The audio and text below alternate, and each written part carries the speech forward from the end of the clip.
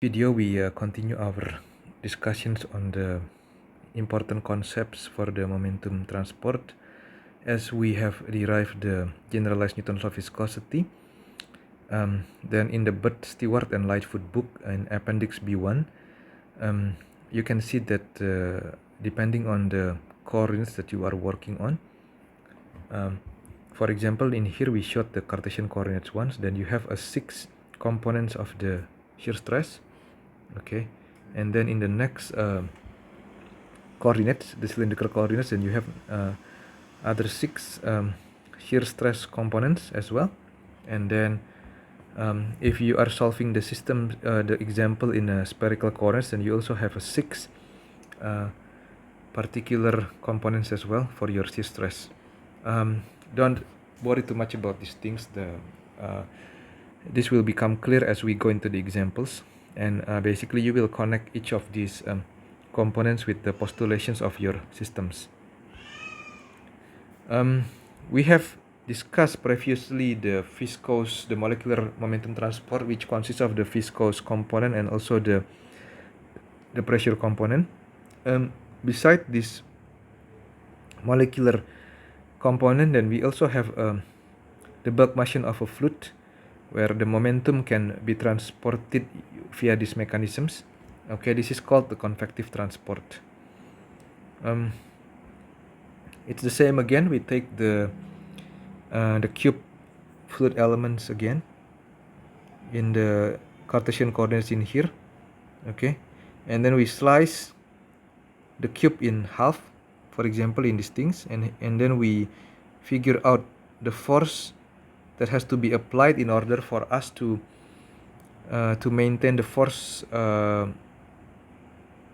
this half of the cube. Okay, then there will be 3 factors in here. The first one is this one is on the x direction, on the y directions, and on the z directions. Okay, each of those factors actually has an x and y and then z component. Okay, the fluid carries in here the momentum of rho v per unit volume. So if you basically derive this one, a rho vx multiplied by v in here, then you can see that the unit is kilogram per meter cube per meter square second, meter per second. Okay, so this will be equal to kilogram meter per second square 1 over meter square. Okay, then this one can be thought as a momentum flux from the region of lesser x to the region of greater x.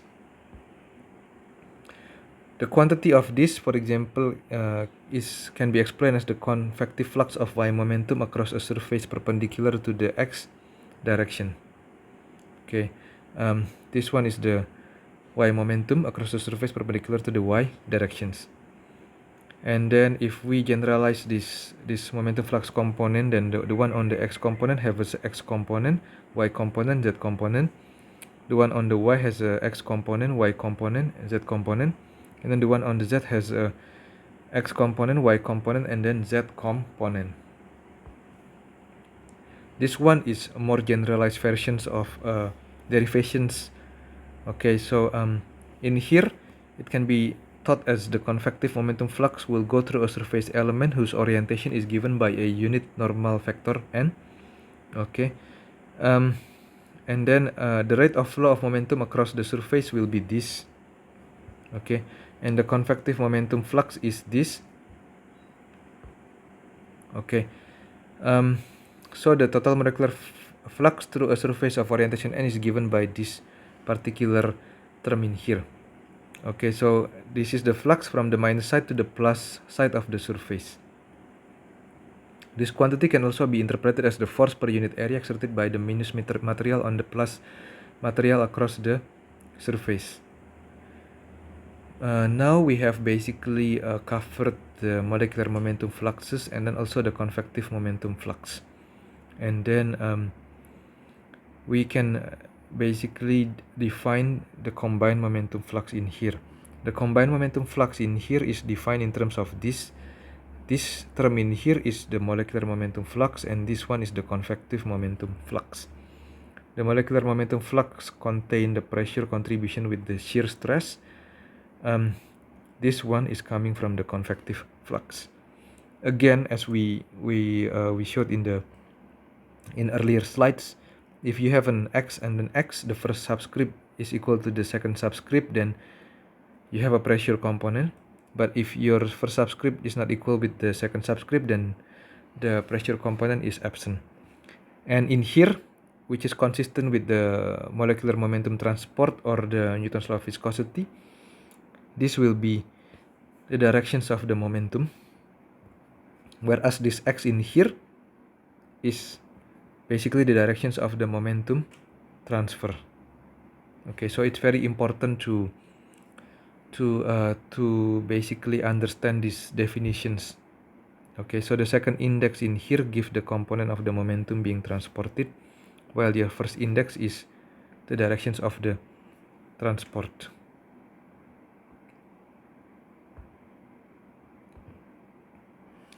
Then this table in here is basically giving a summary of the notations for the momentum fluxes, where the first one is the convective momentum flux tensor, the second one is the shear stress, the third one is the molecular momentum flux tensor, and the third one is the combined momentum flux tensor.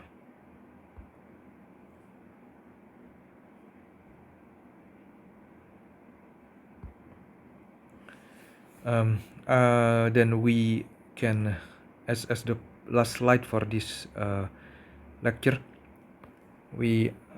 after we have this convective transport and the molecular transport, then if we want to solve a particular problem, then this will be the format of your momentum balance, where the rate of momentum in by convective transport minus rate of momentum out by convective transport plus the momentum in by molecular transport minus the momentum out by molecular transport plus force of the gravity acting on the system should be equal to 0. Okay, that will conclude my video for this week lecture. You can shoot me any email if you have any questions. And all of these slides material are taken from the book of the Bird, Stewart and Lightfoot. Thank you for listening.